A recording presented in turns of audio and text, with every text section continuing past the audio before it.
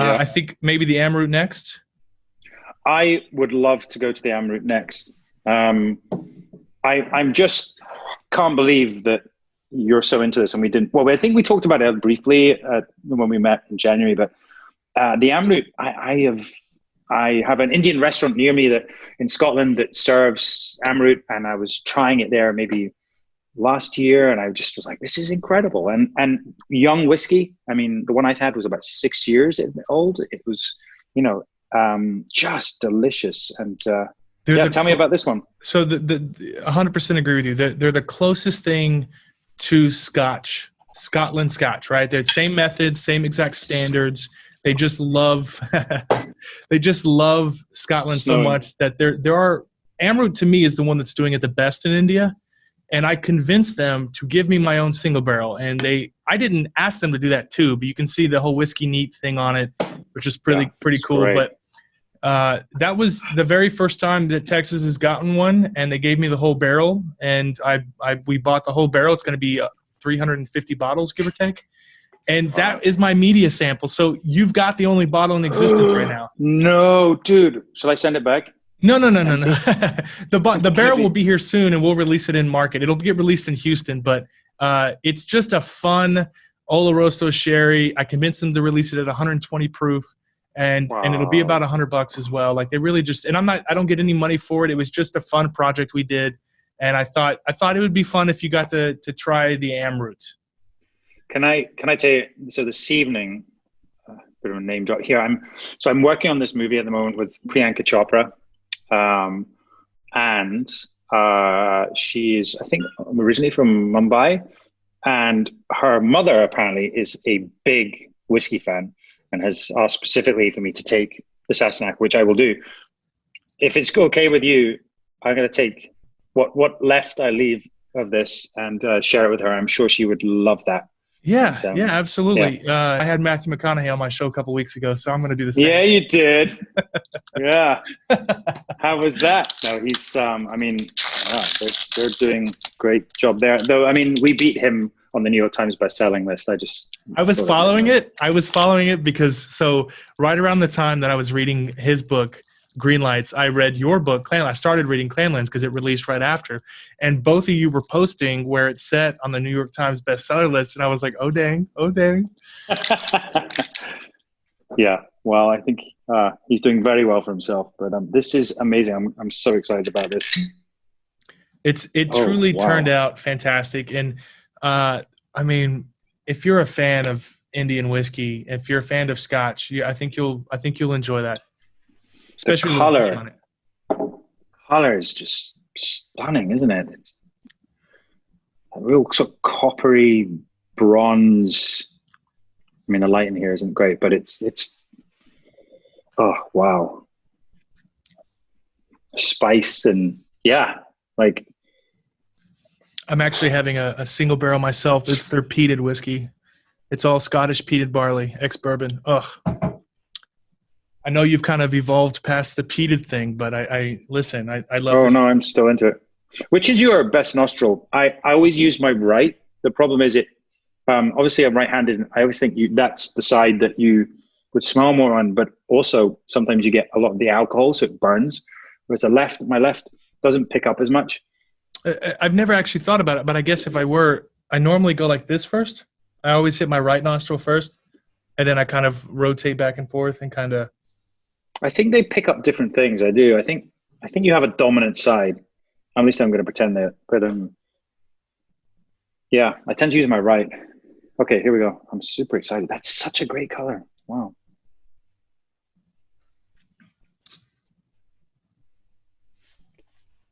The excitement of this is what this specific hobby is about. The excitement of trying first releases. A little hot.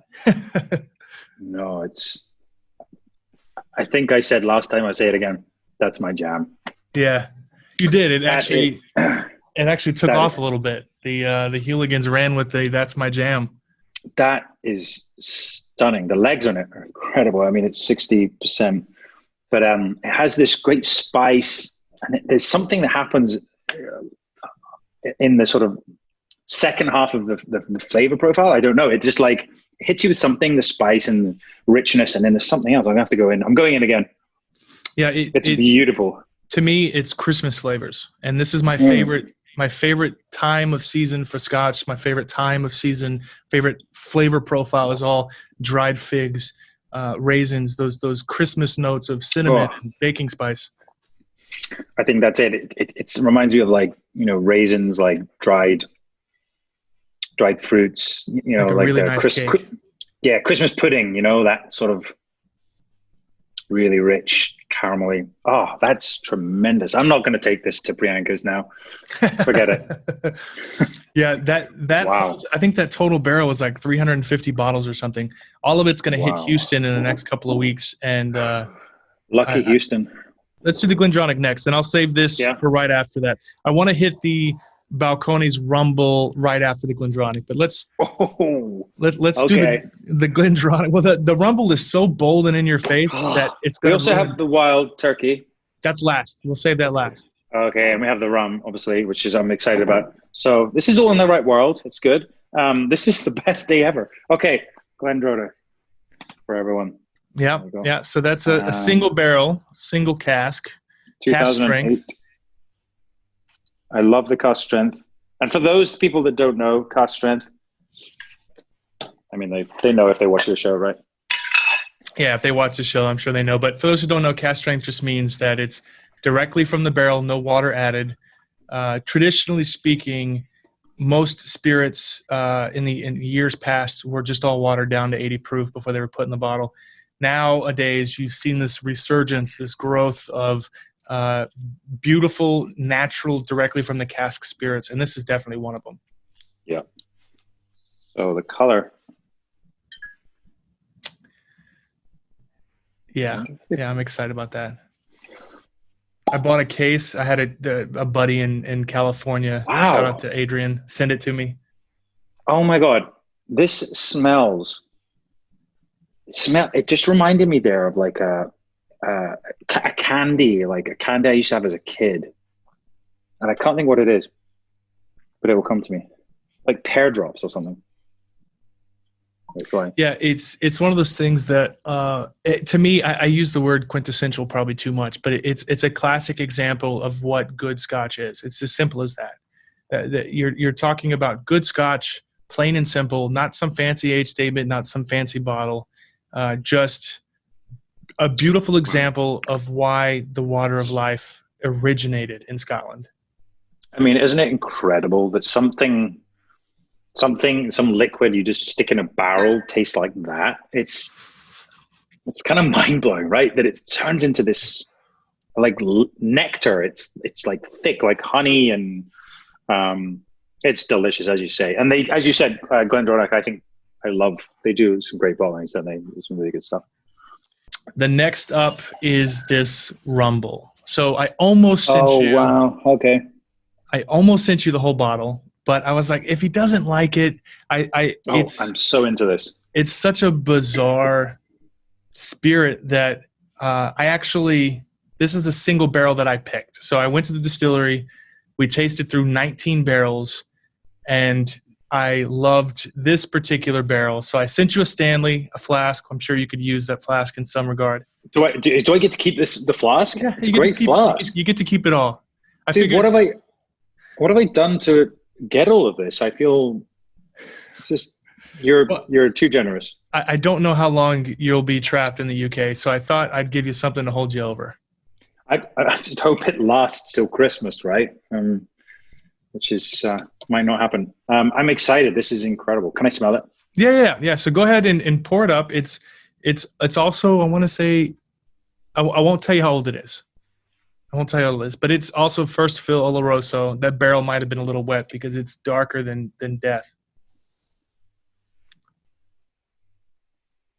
And it's gonna smell crazy in that glass too. Actually, get like molasses. Yeah. Turbinado sugar, Mission figs, and Texas wildflower honey. This is a wild example of what you can do outside of a specific lane. So it's not whiskey, it's not rum, it's not quite brandy. It's a little bit of everything all rolled into one. In the US, we call that the distilled spirit specialty. It's a catch-all category for stuff that doesn't quite fit into anything. So on the nose, I mean, there's a lot of alcohol. And it's like,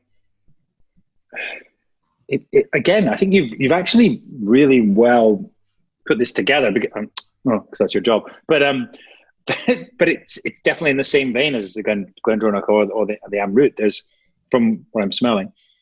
Yeah, I sent you an Oloroso theme.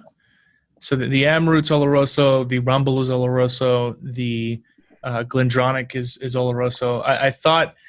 I know that the Sassenach has some Oloroso aged spirit in it. I thought, these would all be quite within the realm, tangentially connected to the Sassenach in some way, and at least reminiscent of, in the sense that you could taste it at various proofs.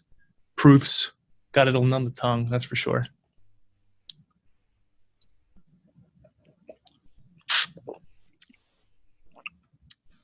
It's okay if you don't like it, but it is intense. I mean, I don't think it's intense at all. Really? Yeah, I love cask strength for a start. And I mean, to me, if I didn't know, I'd be like, that's a whiskey. What is it?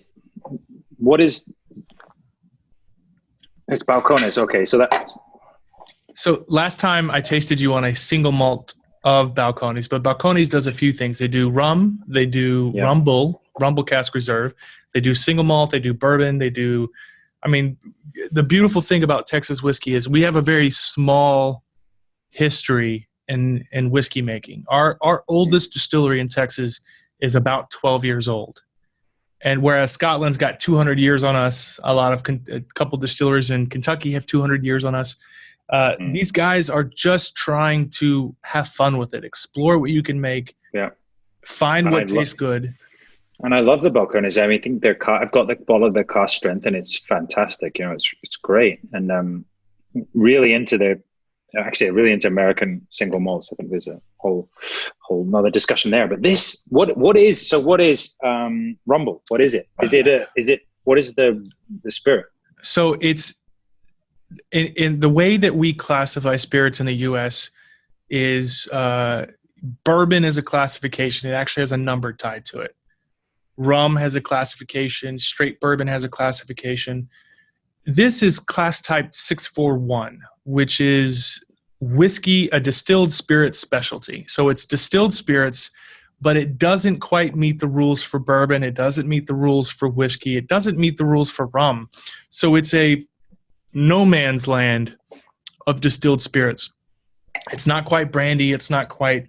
It's a distilled hodgepodge. Doesn't quite fit into any category. No man's land of spirit. And then of course they take it, they throw it into an Oloroso sherry barrel, leave it in there for a few years, and then you get this robust, thick, viscous, insane spirit that doesn't have a name other than Rumble. Love it. Let's get ready to rumble. I think it's very tight. It's very thick, isn't it? I wonder, like a little water, I wonder what that would do. But it's amazing, and I've never heard of it, and I love that. Yeah, it's very tight's a good word. It's very tannic. It's very dry, and a little water would open it up. But this particular barrel, I'm so in love with that I like to take the punch straight to the face. It's just so good at cask strength. Yeah. What is it about cask strength? It's I don't know. Maybe your taste buds get more used to it, but I want to get a little slap in the face as I have a dram. It just anything now that's actually around 40% or less is just, for me, it doesn't give me that thrill that I'm looking for, and maybe that's. I gave you a nod in that in the last interview. I asked you the Sassenach, please tell me it's not 80 proof, and you said it's not. And I always tell people when it comes to Scotch, a slight bump in proof is a clear indication that you are because if you're a distillery in Scotland, you make the most money off a bottle if it's 80 proof. You water it down as much as possible. That's how you make the most money. So by you making it 46%, you are consciously taking a loss of cash for the sake of the spirit. And so just that little bump in proof of an extra 6% ABV is a sign for anyone who's never tasted it. They see it on the shelf. It's 46%. They know that's a little bit more extra love and a little bit less cash in your pocket for the sake of it being a beautiful product. So my hat's off to you. No, absolutely. You know, it was a really conscious decision. And I remember very early on, we tried it. It was like, oh, let's just try it. We had this already. We had like 4 blends that we were looking at, and then kind of went down to 2. And then we were like, well, let's try it at 40. And then you get into the whole like chill filtering thing. And it just doesn't seem right. And I think someone that hasn't tried whiskey before, the alcohol strength might be, I'm not abrasive, aggressive, but it's gonna be like, oh my God, I'm drinking alcohol here. But also then I know a lot of people also add ice, or they like to, you know, they like to maybe a little bit of water in. And I think, let's be grown up about it. And I think you just get so much flavor. Actually, you said to me, you'd like to see this at cask strength. You remember that? Yeah, I would like to see. So would I. Yeah. What the raw product is, because I think the raw. Yeah. I mean, don't get me wrong. I'm my hats off to you for recognizing a bump in proof is the world and mouthfeel and viscosity. But I would like to see. To me, as a nerd for spirits, I'm so excited as to what the Sassenach is capable of. Single barrel, cask strength, finishes, like other spirits. My whole nerdiness is just like, dude, if you get the right level of excitement behind Sassenach, your level of excitement, I think that brand will be a namesake, because there are some celebrity brands that are doing very well. I mean, Ryan, what's his name? Reynolds? Ryan Reynolds just sold Aviation Gin for $600 million. Apparently, yeah. So the potential's there. You get the right level of excitement behind it. But so I had a thought I was going to have, but I just lost it. I'm just excited. I think it's a great idea. Moving on to the next one. Yes. Okay. Well, thank you, Rumble. That was, my friend, that was amazing. I'm going to cherish that. I'm not going to share that with many people. I actually have a friend who's coming around tomorrow who's an ambassador for Uncle Nearest. And I think I will share this with him because he's a great fan of good whiskey. So I'll enjoy putting him through yet another tasting. Yeah. If there's anything left. Where are we going next? Let's try the rum. Come on. All right, let's do the rum. Let's do it.